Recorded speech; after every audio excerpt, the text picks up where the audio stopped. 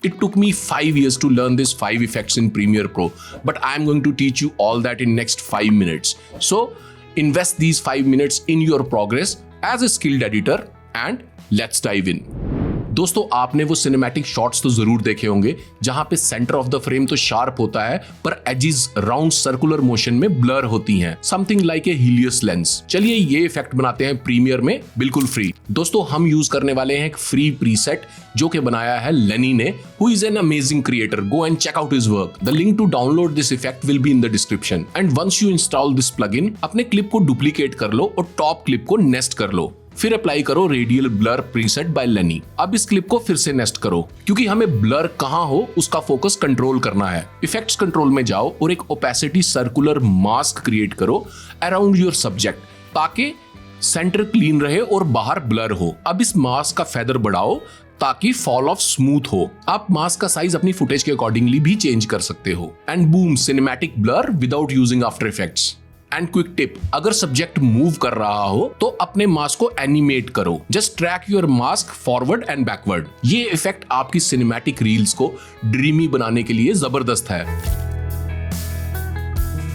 दोस्तों, लोग सोचते हैं कि लुमेट्री लेयर का HSL सेकेंडरी पैनल सिर्फ स्किन रिफाइनमेंट और स्किन रिटचिंग के काम आता है। गलत। यही तो है टारगेटेड ग्रेडिंग का secret. Let me show you. HSL secondary panel में जाओ। अब ह्यू और सैचुरेशन स्लाइडर्स को ऑफ कर लो। सबसे पहले हम सिर्फ लुमिनेंस स्लाइडर को यूज करेंगे। जिस ब्राइटनेस रेंज को आप इफेक्ट करना चाहते हो उसको सिलेक्ट कर लो।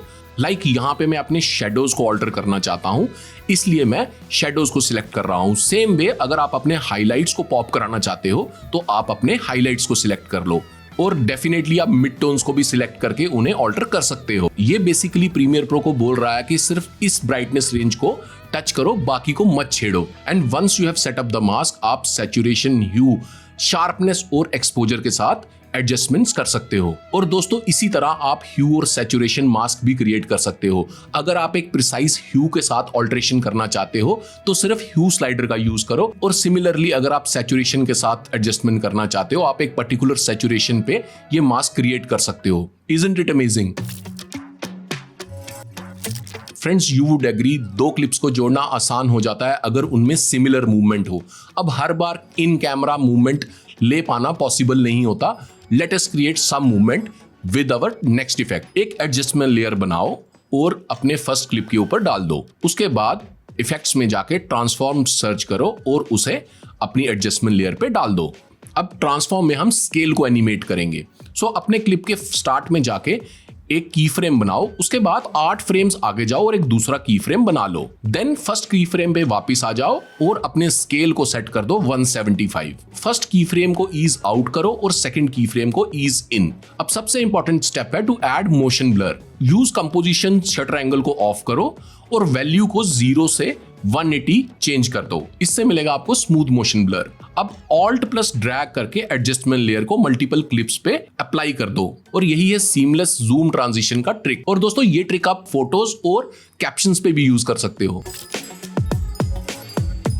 दोस्तों, नोबडी लाइक्स शेकी फुटेज। सब प्रीमियर प्रो का वॉर्प स्टेबलाइजर यूज तो करते हैं पर सही तरीके से नहीं। फॉलो करो ये प्रो मेथड। सबसे पहले क्लिप को नेस्ट कर दो ताकि अगर आपने कोई दूसरा इफेक्ट भी क्लिप पे अप्लाई किया है वो आपकी स्टेबलाइजेशन के साथ इंटरफेयर ना करे। फिर इफेक्ट्स में जाके वार्प स्टेबलाइजर को सर्च करो और उसे अपने क्लिप पे ड्रैग एंड ड्रॉप करो। सबसे पहले मेथड को सब स्पेस वार्प से पोजीशन, स्केल एंड रोटेशन पे चेंज करो।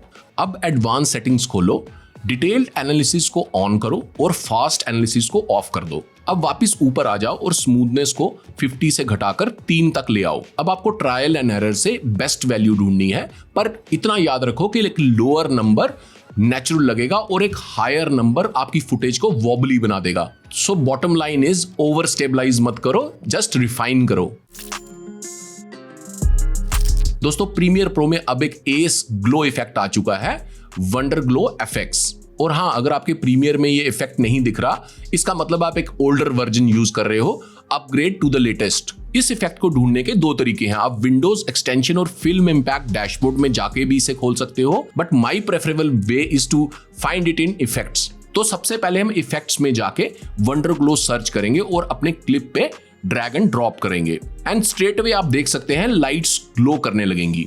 अब इसे बेटर रिफाइन करने के लिए इफेक्ट्स कंट्रोल में चलते हैं, वहां आपको मिलेंगी इसकी properties. As the name suggest, intensity आपके इफेक्ट को स्ट्रॉन्गर या लाइटर बनाती है। Similarly highlights only property will control how much of the highlights will be affected. आप ग्लो साइज को डिक्रीज कर सकते हो, but honestly speaking I don't change anything and I use this effect as default. If you want to experiment you can click on surprise me and wait and see what results you fetch. But friends, this is not like the good old halation and bloom जो आपकी footage को vintage and cinematic बनाता है। So what are you waiting for?